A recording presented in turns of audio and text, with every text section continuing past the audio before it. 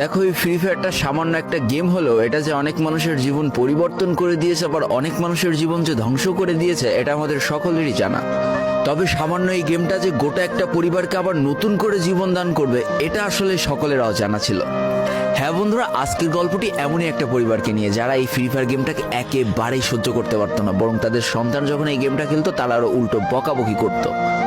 আর ভাগ্যের কি অপূর্ব লীলা খেলা, তখন সেই গেমটা আজকে গোটা পরিবারটাকে বাঁচিয়ে রেখেছে। আর এখন তার বাবা মাও উৎসাহ দেয় তাদের সন্তানকে যে ফ্রি ফায়ার খেলো। এজন্যই চলো জেনে আসি আসলে কি এমন ঘটেছিল ওই পরিবারটার সাথে। তো বেশি ব্যাকপ্যাক না করে ছোট্ট একটা ইন্ট্রো দিয়ে আজকের ভিডিও শুরু করা যায়। তো আজকের গল্পটা শুরু হতে চলেছে ছোট্ট একটা গ্রামের ছোট্ট একটা পরিবারকে নিয়ে।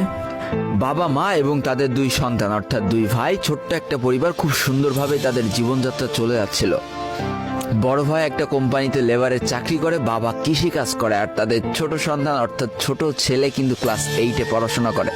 দারিদ্রতার বেড়াজালে আটকে পড়া পরিবারকে সাপোর্ট দেওয়ার জন্য তাদের বড় ভাইকে খুব অল্প বয়সে কাজে চলে যেতে হয়েছে।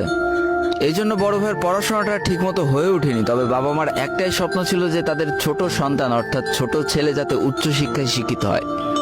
এই জন্য বাবা কৃষিকাজ করলেও সারাদিন মাঠে তুমুল কষ্ট করে এসে বাসায় যখন এসে দেখতো তাদের ছোট সন্তান পড়াশোনা করতেছে, সমস্ত কষ্ট এক চান্সে দূর হয়ে যেত। আর তাদের ছোট সন্তান পরিবারে অভাব দেখতে দেখতে বড় হচ্ছে, তো তাই সে একটা সময় ঠিক করেই ফেলে যে তাকে অনেক বড় হতে হবে, লেখাপড়া করে অনেক বড় মানুষের মতো মানুষ হতে হবে।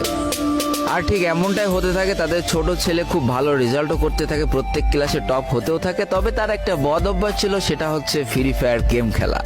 করোনা চলার সময় যখন তার স্কুল বন্ধ হয়ে যায়, তখন তার বাবা এবং বড় ভাইয়ের জমানো কিছু টাকা দিয়ে তাকে একটা ফোন কিনে দেওয়া হয় অনলাইনে ক্লাস করার জন্য। তার ফোনটা ছিল 3 GB র্যামের একটা ফোন। তবে এইখান থেকেই তার ফ্রি ফায়ার গেমের সাথে পরিচয় হওয়া। সারাদিন পড়াশোনার ফাঁকে সময় পেলেই সে ফ্রি ফায়ার গেম নিয়ে বসে পড়তো। আগে যেমন বাইরে খেলাধুলা করতো, এখন সে আর বাইরে খেলাধুলা করে না, ঘরে বসে সারাদিন ফোন টিপে আর ফোনে গেম খেলে। এদিকে তার বাবা মা যখন ফ্রি ফায়ার গেম খেলা দেখতো তখন প্রচন্ড পরিমাণ রেগে যেত, এমনকি মারধর পর্যন্ত করতো যে তুই এই গেম খেলা বাদ দিয়ে দে। তবে তাদের ছোট ছেলে যতই বাবা মার বাধ্য সন্তান হোক না কেন, ফ্রি ফায়ার গেমটা ছাড়তে সে একেবারেই নারাজ। প্রথম দিকে পড়াশোনার ফাঁকে ফাঁকে গেম খেললো, যখন তার বাবা মা তাকে বকা শুরু করে তখন সে রাতের অন্ধকারে গেম খেলা শুরু করে। তবে বন্ধুরা, বলে রাখা ভালো, সে কিন্তু তার পড়াশোনা একেবারেই ঠিক রেখেছিল, অর্থাৎ গেমের কোনো কালো ছায়া পড়াশোনার উপরে কোনোদিনই সে পড়তে দেয়নি, যার কারণে তার রেজাল্টটা মোটামুটি ভালোই হতো। এতদিন পর্যন্ত পরিবারের সবকিছু ঠিকঠাকই ছিল। এবার আস্তে আস্তে পরিবারটা একটু একটু করে ভাঙতে শুরু করবে। পরিবারের সকলের সম্মতিতে পরিবারের বড় ছেলের সাথে পাশের গ্রামের একটা মেয়ের বিবাহ সম্পন্ন করা হয়।